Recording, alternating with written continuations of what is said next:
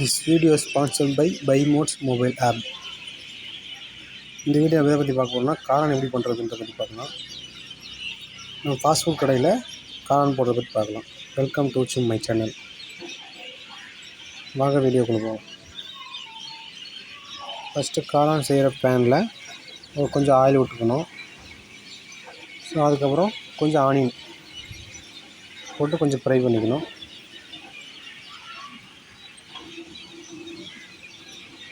வெங்காயம் கொஞ்சம் நல்லா ஃப்ரை பண்ணால் சாப்பிட்றதுக்கு நல்லாயிருக்கும்.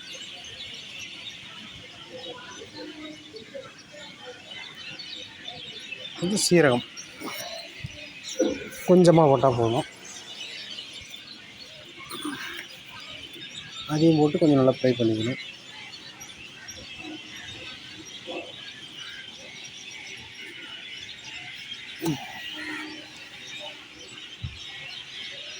டொமேட்டோ சாஸ் சில பேர் தக்காளி அரைச்சி ஊற்றுவாங்க. நம்ம டொமேட்டோ சாஸ் ஆட் பண்ணிக்கலாம். கொஞ்சம் சோயா சாஸ் ஆட் பண்ணிக்கலாம். அதுவும் கொஞ்சம் சில்லி சாஸ் ஆட் பண்ணிக்கலாம்.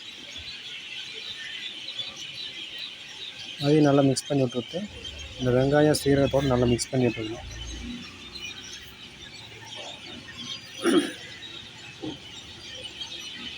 அப்புறம் உங்களுக்கு தேவையான அளவு தண்ணி ஊற்றிக்கணும். நம்ம எந்த அளவுக்கு காளான் போட போகிறோமோ அந்த அளவுக்கு தேவையான தண்ணி ஊற்றிக்கிட்டு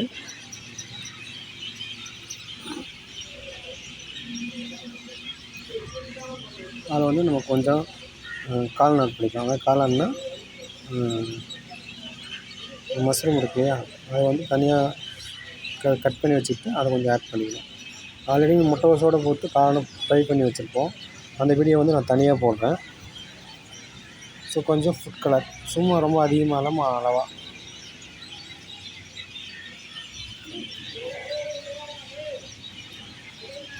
அதை நல்லா மிக்ஸ் பண்ணி விட்டுக்கிட்டு நமக்கு தேவையான அளவு நம்ம ஃப்ரை பண்ணி வச்சுருக்கோம் இல்லையா, முட்டைக்கோஸு கீழே மாவு அப்புறம் காளான் எல்லாம் ஃப்ரை பண்ணி வச்சுருக்கோம் இல்லையா, அதை இதோட போட்டு மிக்ஸ் பண்ணிக்கணும்.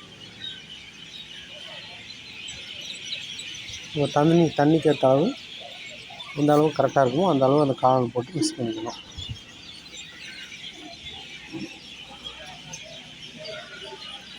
நம்ம அடுத்து என்ன ஆட் பண்ண போகிறோம்னா அதுக்கு தேவையான மசாலா ஐட்டம்லாம் ஆட் பண்ணிக்கிறோம்.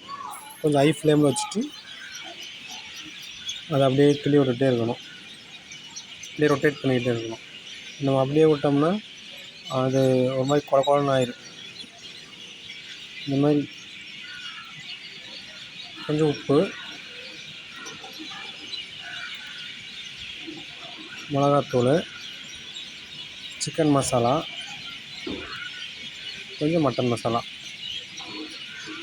போட்டு இது கெட்டியாகிற அளவுக்கு நம்ம அப்படியே ரொட்டேட் பண்ணிக்கிட்டே இருக்கணும். கொஞ்சம் ஹை ஃப்ளேமில் வச்சு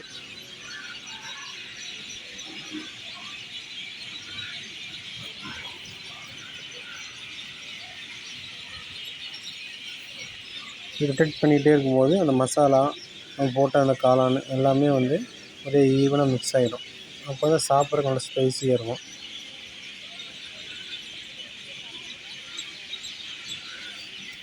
முடிஞ்ச அளவு எந்த அளவுக்கு கேப் இல்லாமல் கிண்டுறோமோ அந்த அளவுக்கு நம்மளுக்கு காளான் நல்லாயிருக்கும். ஸோ இந்த மாதிரி நல்லா கிண்டி விட்டுக்குங்க. ஸோ இந்த பதம் வந்துடுச்சு பார்த்தீங்களா, இது நல்லா நம்ம அதை ரொட்டேட் பண்ணி கிண்டிகிட்டு இருக்கும்போது இந்த மாதிரி இந்த பதத்துக்கு வந்துடும். எல்லாமே கரெக்டாக மிக்ஸ் ஆகிடும். ஸோ இதுக்கு எடுத்து நம்ம ஹாட் பாக்ஸில் போடுறது தான். This video sponsored by BuyModes mobile app. Thank you watching my channel. Thank you.